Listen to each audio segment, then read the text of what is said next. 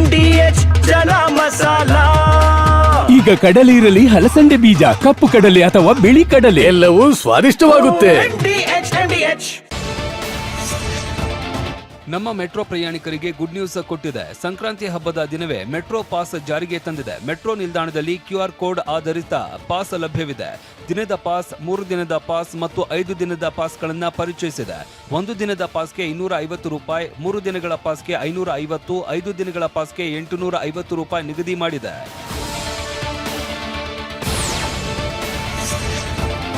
ಬೆಂಗಳೂರಿನಲ್ಲಿ ಸಂಕ್ರಾಂತಿ ಹಬ್ಬದ ಪ್ರಯುಕ್ತ ಹಾಕಿದ್ದ ಬ್ಯಾನರ್ಗೆ ಬೆಂಕಿ ತಾಕಿ ಹೊತ್ತಿ ಉರಿದಿದೆ. ಚಿಕ್ಕಪೇಟೆಯಲ್ಲಿ ಸಂಕ್ರಾಂತಿ ಹಬ್ಬ ಆಚರಣೆಗೆ ಸಚಿವ ದಿನೇಶ್ ಗುಂಡೂರಾವ್ಗೆ ಸ್ವಾಗತ ಕೋರಿ ಬ್ಯಾನರ್ ಹಾಕಲಾಗಿತ್ತು. ಆದರೆ ಇದೇ ಬ್ಯಾನರ್ಗೆ ಪಟಾಕಿ ಕಿಡಿ ತಾಕಿ ಬೆಂಕಿ ಹೊತ್ತಿ ಉರಿತು. ಕೂಡಲೇ ಸ್ಥಳೀಯ ನಿವಾಸಿಗಳು ಬೆಂಕಿ ನಂದಿಸಿದ್ರು. ಘಟನೆಯಿಂದ ಕೆಲ ಕಾಲ ಆತಂಕದ ವಾತಾವರಣ ನಿರ್ಮಾಣವಾಗಿತ್ತು.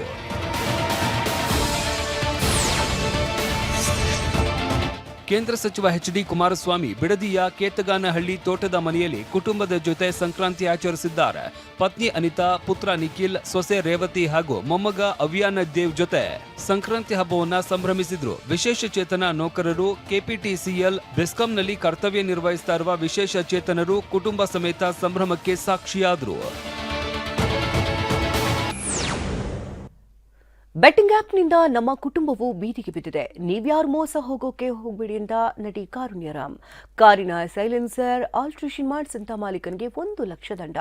ಹಬ್ಬಕ್ಕೆ ಬಂದ ಅಳಿಯನಿಗೆ 158 ಖಾದ್ಯಗಳ ಔತಣ. ಇದೆಲ್ಲವನ್ನ ನೋಡೋಣ ಸಮಗ್ರ ನ್ಯೂಸ್ ಟಾಪ್ನಲ್ಲಿ.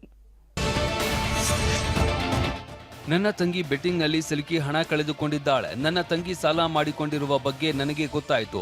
ಅವತ್ತಿನಿಂದ ನಾವು ಅವಳನ್ನ ಜೊತೆಯಲ್ಲಿ ಇರಿಸಿಕೊಂಡಿಲ್ಲ. ಬೆಟ್ಟಿಂಗ್ ಆಪ್ಗಳ ಜಾಲಕ್ಕೆ ಸಿಲುಕಿ ಯಾರು ಮೋಸ ಹೋಗಬೇಡಿ.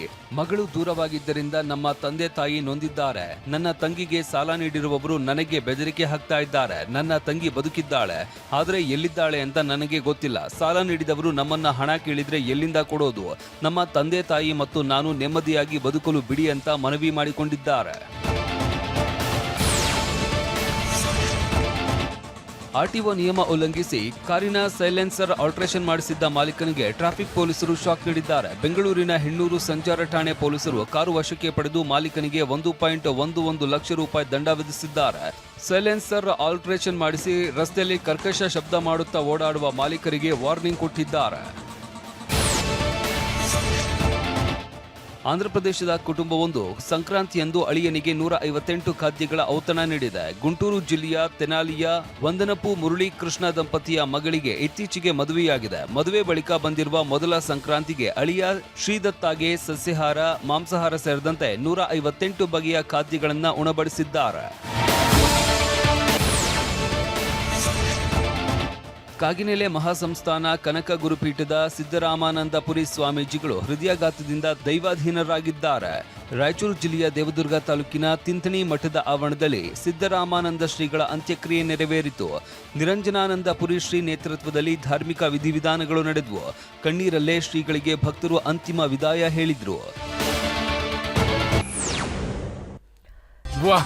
ಯಾಕೆ ಈಗ ಬಂತ ಸ್ವಾದ? ಖಂಡಿತ ಈಗ ಬಂತು ಅಸಲಿ ಸ್ವಾದ. MDH chunky chaat masala life ಅಲ್ಲಿ ಅಸಲಿ ಸ್ವಾದ ತರುತ್ತೆ. ಅಸಲಿ ಮಸಾಲ, yes, MDH.